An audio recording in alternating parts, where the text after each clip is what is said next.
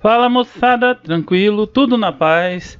Eu tô aqui para mais uma aula, dando continuação nas últimas aulas nossas sobre a ciência demográfica. E nessa aula nós vamos falar sobre os movimentos populacionais, sobre os movimentos migratórios. Então, vamos lá, né? Essa aula tem ainda mais continuidade, né? Vamos ter pelo menos mais 2 aulas, né? Vamos falar sobre os fluxos migratórios dentro do Brasil, né? E hoje nós vamos entender alguns conceitos básicos, né? Por exemplo, quando a gente fala em migração, nós estamos falando do deslocamento de pessoas de um lugar para outro lugar, independente do deslocamento, tá, pessoal?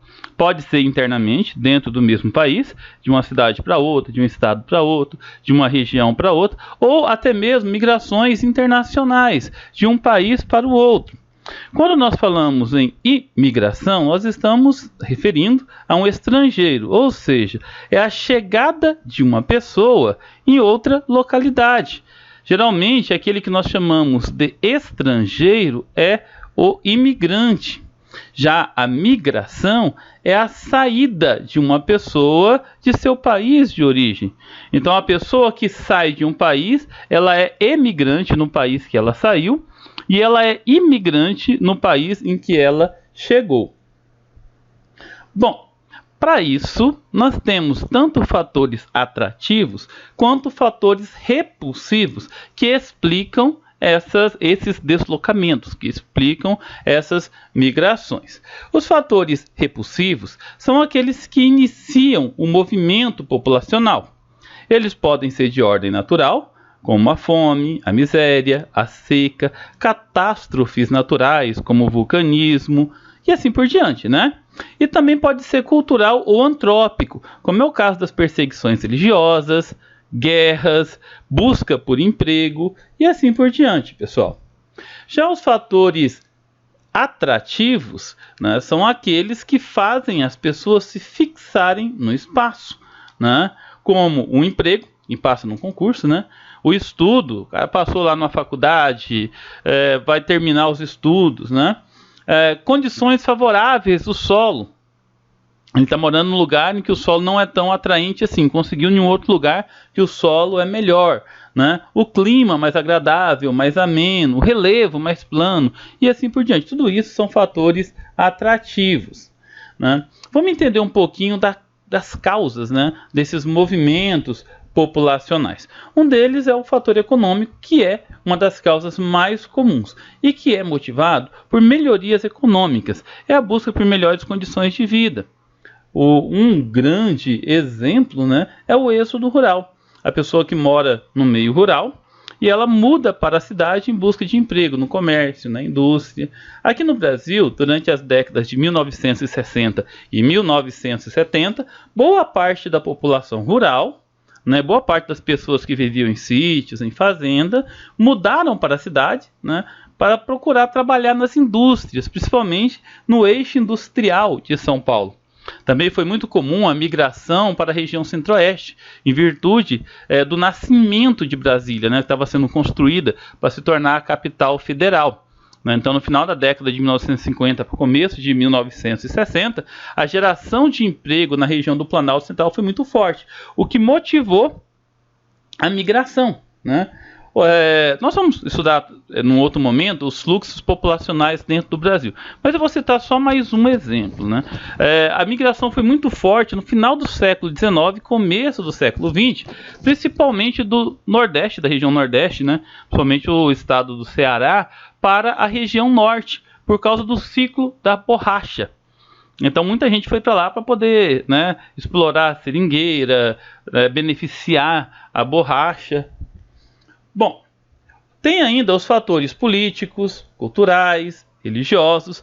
Muitas pessoas migram de países que passam por regimes ditatoriais, regimes absolutistas, totalitaristas, onde a liberdade de expressão não é respeitada, onde ocorrem conflitos armados, civis ou militares.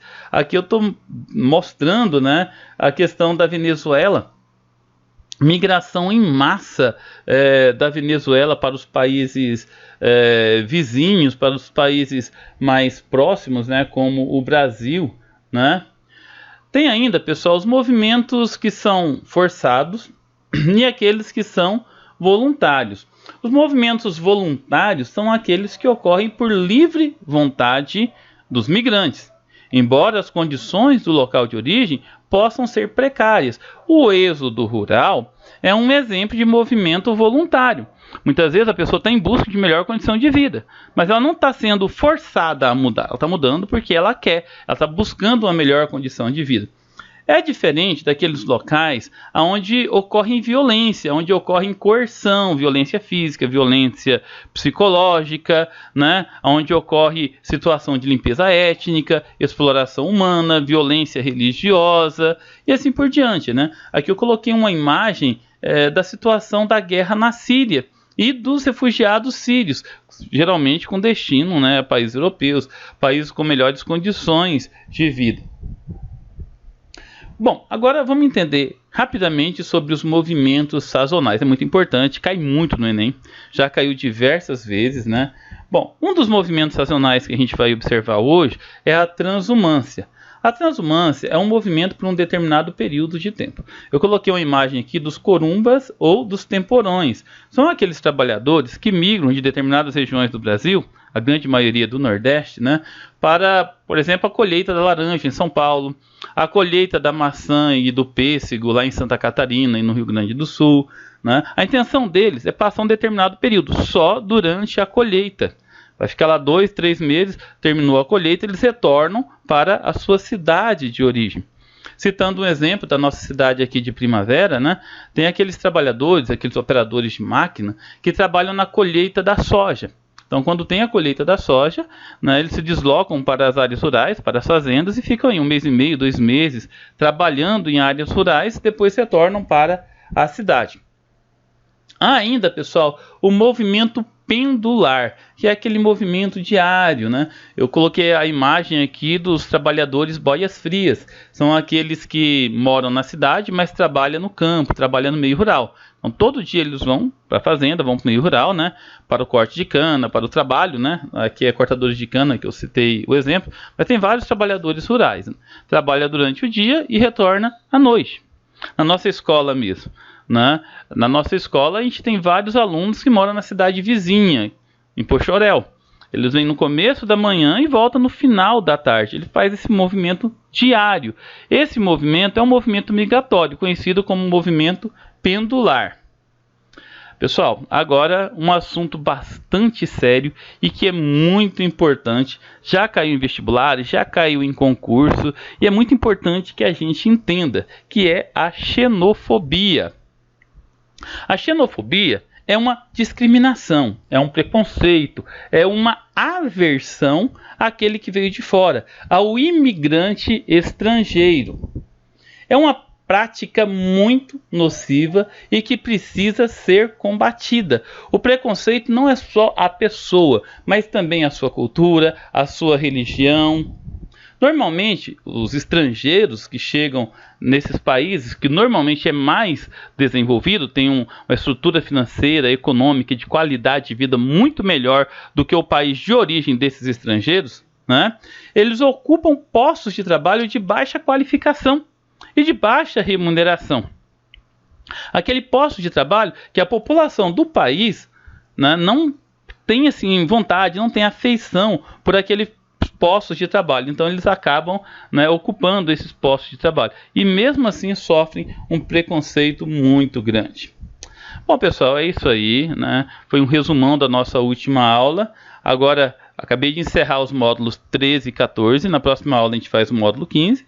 E vai ficar a última aula que eu devo gravar no sábado pela manhã, né? Que vai ser os módulos 16 e 17. E aí a gente encerra o capítulo 2. Não esqueçam de curtir o vídeo, né? De colocar nos comentários se teve algumas dúvidas, de fazer o resuminho, anotar tudo, tá? E é isso aí, pessoal. E se preparar para a prova, né? Bons estudos. Fiquem com Deus e até a próxima.